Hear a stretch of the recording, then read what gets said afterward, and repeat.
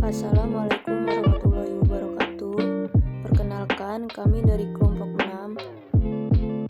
Di sini kami akan menjelaskan materi teori-teori belajar behaviorisme Watson dan teori conditioning klasik Pavlov untuk mata kuliah Psikologi Kepribadian 2. Pengantar pendekatan behavior dan belajar terhadap kepribadian. A. Prinsip-prinsip utama pendekatan behavior. Menurut pendekatan behavioristik, proses perubahan tingkah laku teramati yang relatif berlangsung lama sebagai hasil dari pengalaman dengan lingkungan. Pendekatan behavioristik berkembang melalui eksperimen-eksperimen baik pada manusia maupun pada hewan. Terdapat 4 prinsip filosofis utama dalam pengembangan teori ini, yaitu 1. Manusia adalah hewan yang sangat berkembang dan manusia belajar dengan cara yang sama 3 seperti yang telah dilakukan binatang lainnya. Yang kedua, pendidikan adalah proses perubahan perilaku. Yang ketiga, peran guru adalah menciptakan lingkungan pembelajaran yang efektif. Yang keempat, efisiensi, ekonomi, ketepatan, dan objektivitas merupakan perhatian utama dalam pendidikan. Prinsip-prinsip belajar behaviorisme. Teknik behaviorisme telah digunakan dalam pendidikan untuk waktu yang lama, untuk mendorong perilaku yang diinginkan dan untuk mencegah perilaku yang tidak diinginkan. Yang pertama, adanya stimulus dan respon.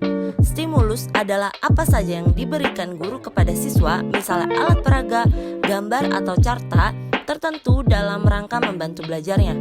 Sedangkan respon adalah reaksi siswa terhadap stimulus yang telah diberikan oleh guru tersebut.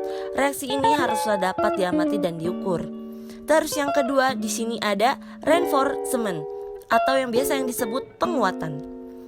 Konsekuensi yang menyenangkan akan memperkuat perilaku disebut penguatkan.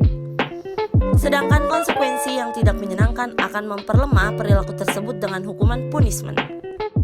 B. Teori kepribadian behavioristik menurut John Watson dan Ivan Petrovich Pavlov. 1. Teori kepribadian behavioristik menurut pandangan John Watson.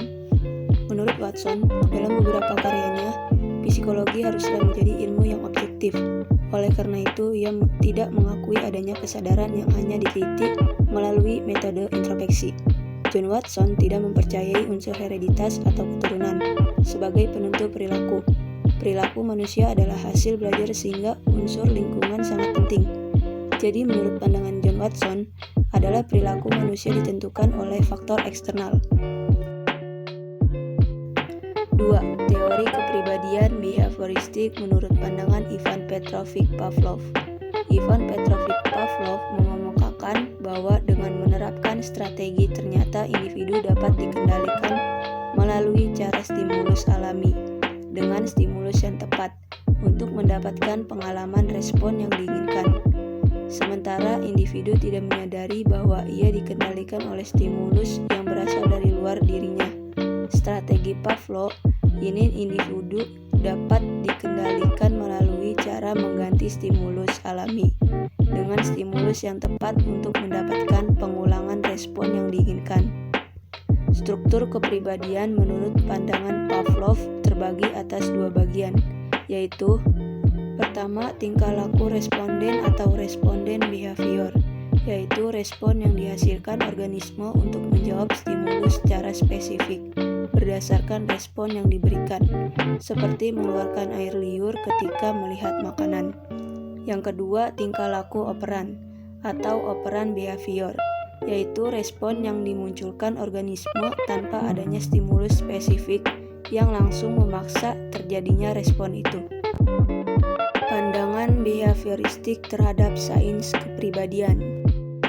Menurut Watson dalam beberapa karyanya, psikologi haruslah menjadi ilmu yang objektif. Oleh karena itu, ia tidak mengakui adanya kesadaran yang hanya diteliti melalui metode introspeksi. Psikologi mempelajari stimulus dan respon. Yang dimaksud dengan stimulus adalah semua objek di lingkungan. John Watson tidak mempercayai unsur hereditas atau keturunan sebagai penentu perilaku. Perilaku manusia adalah hasil belajar sehingga unsur lingkungan sangat penting. Jadi, menurut pandangan John Watson adalah perilaku manusia ditentukan oleh faktor eksternal. Sumbangan utama Watson adalah ketegasan pendapatnya. bahwa perilaku dapat dikontrol dan ada hukum yang mengaturnya. Selanjutnya ada 3 kelompok model belajar yang sesuai dengan teori belajar behaviorisme ini, yaitu yang pertama yang menurut namanya disebut sebagai hubungan stimulus-respons atau SR bond.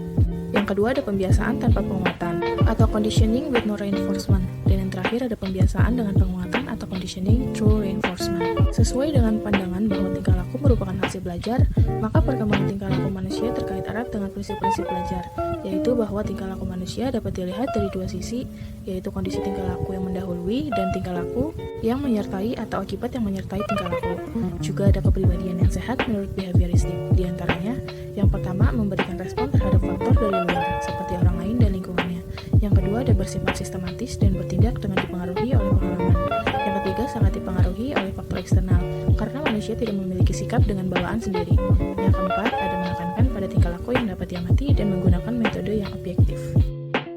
Watson, Pavlov, dan conditioning klasik.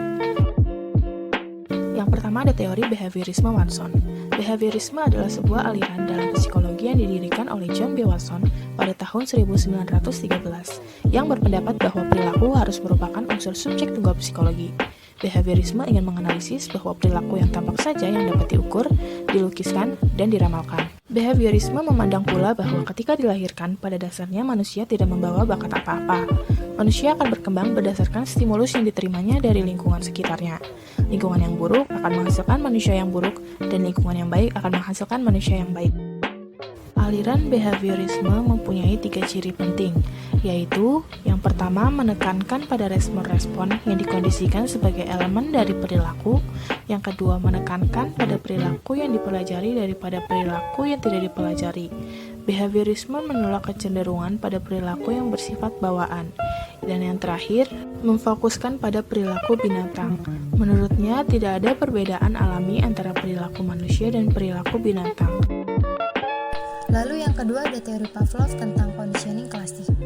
Pembiasaan klasikal atau classical conditioning merupakan tipe belajar yang menekankan stimulus netral, memerlukan kapasitas untuk merangsang respon yang secara orisinil terangsang oleh stimulus yang lain.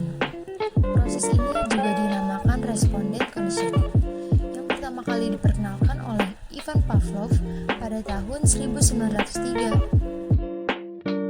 Penemuan Pavlov ini juga terkenal dengan sebutan conditioned reflex. Respon yang bersyarat dipandang sebagai refleks sebab kebanyakan dari respon-respon tersebut relatif tidak disengaja atau di luar kemauan. Apakah peran classical conditioning dalam membentuk kepribadian? Perannya adalah memberikan kontribusi terhadap pembentukan respon-respon emosional, seperti rasa takut, cemas, atau fobia. 3. Psikopatologi dan perubahan. Psikopatologi dan psikologi abnormal berada pada kerangka teoritis yang sama, atau theoretical framework. Psikopatologi tersusun atas 2 kata, psiko dan patologi. Psiko merupakan serapan dari psike, yang artinya jiwa atau perilaku, dan patologi sebagai ilmu tentang penyakit, yaitu sesuatu yang menyebabkan gangguan pada makhluk hidup, dan dalam pandangan ini, psikopatologi diartikan sebagai kajian ilmiah mengenai gangguan jiwa atau perilaku.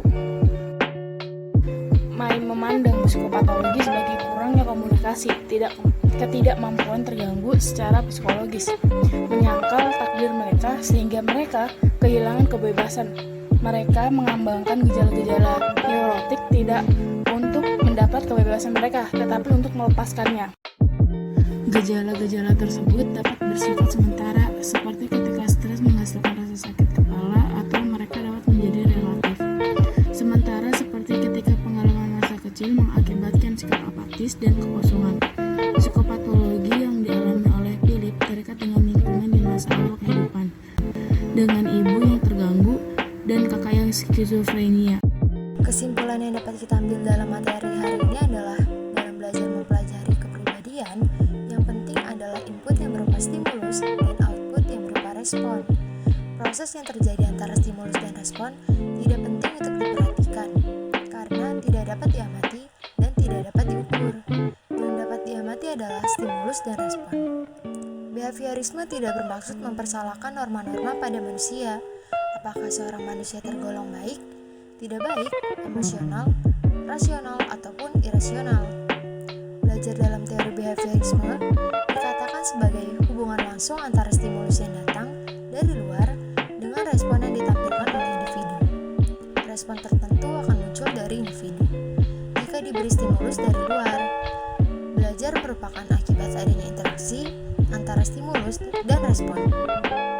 Seseorang dianggap telah belajar sesuatu jika dia dapat menunjukkan perubahan perilakunya. Sekian penjelasan dari kami. Semoga apa yang kami jelaskan dapat bermanfaat bagi kita semua. Untuk perhatiannya kami ucapkan terima kasih.